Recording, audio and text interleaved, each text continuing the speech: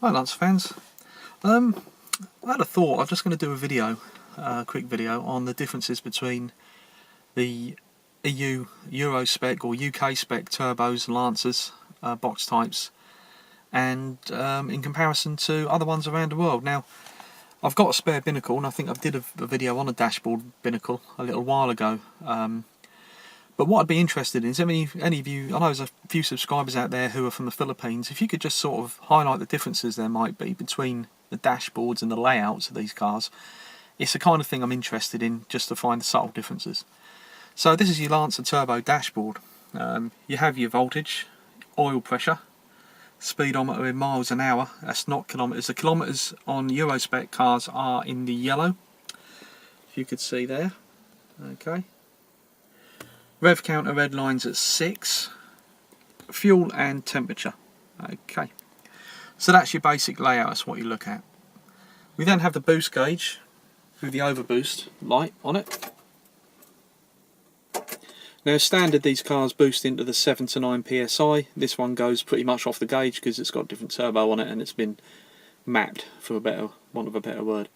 Okay, but standard is between 7 and 9, and you don't really get an overboost going off on a standard car unless there's a problem. Alright, so I'm a bit shaky. Like this part of the dashboard, this is the interesting area actually. This blank here would be for an air conditioning. If you had air conditioning, that's where the button would be. Otherwise, on a UK spec, you've got your cold, your hot, your direction, and you're in and out.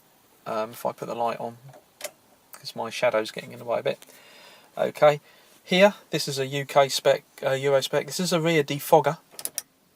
So, I'll put the ignition on. There you go. Okay, that defogs the rear window. It's got a heating element in it. I don't know if the the Asia spec vehicles have it, but there you are. Cigarette light is the same, I think. Ashtrays in the same place. Here is where the boost gauge would or should be. Okay, and I think that this centre console here is also common amongst Lancer models. Now this one is interesting, apart from the fact that the clock is where the boost gauge is and vice versa. On standard turbos the boost gauge is here, but this one has a facility here and here for I think it's for electric windows. I don't know where the guy got it from. The previous owner did this, and I don't know where he managed to get that from, because as far as I know there weren't any Lancers fitted with electric windows in England. I could be wrong.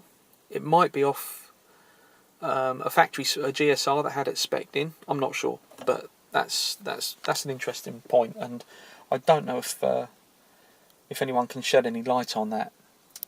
Over here, okay, this is your rear fog light, and it shows as being on by being illuminated. I'm not sure mine works actually. No, it's not illuminated, but there's nothing on the dashboard to tell you that it's on. But it has to work for MOT purposes. This is a Rheostat. This adjusts the brightness of the lights on the dashboard. Okay, but it's not connected to the boost gauge, it's just for the dashboard itself. Alright. Warning lights, you've got your oil, your brake, your low washer fluid. Do you know what? Our new Mazda hasn't even got that in it. Well, when I say new, it's 2004. I can't think of what else you've got. You haven't got a temperature light, or have you? There's no way of actually flashing all the warning lights up or doing a dash diagnostic that you can on a lot of cars. There's your hazard warning switch. Again, I think that's pretty common across the whole range. Turbos had charcoal grey interior. Okay, Vela seats, charcoal grey interior, charcoal grey carpets, grey plastic. Alright. The door handles should have a chrome trim on them, but mine haven't for some reason, but I can get some. I've got some kicking about. There's your dashboard. There's a badge we all like. Coin tray in there full of old tax discs. Okay. Incidentally, if you remove these screws, this comes off. It's part of removing the dashboard. Behind here is a blower motor. You've also got an onboard speaker there underneath that, which is pretty rubbish. In fact, I don't actually think on turbos they're fitted. I think the standard car, did it come with door speakers? No, it didn't actually. No. So that's your speaker for your pretty crap stereo. So there we have it. That's your Lancer. This is actually a an immobiliser that I fitted to the car, and I've wired it into a couple of circuits. So if it's turned, you're never going to get it started ever. So yeah, any of you guys out in the Philippines, if you could just let us know the differences between this and what you might have over there in the Philippines, sort of dashboard wise and layout wise, I'd be very interested to hear. So there we have it. It's just a brief overview of the dashboard on a Lancer.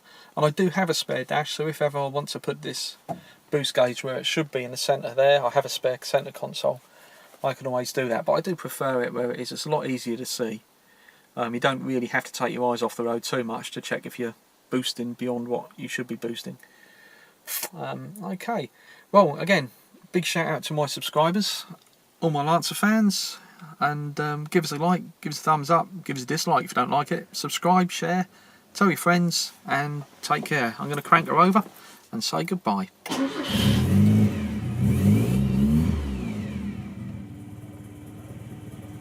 Thanks for watching.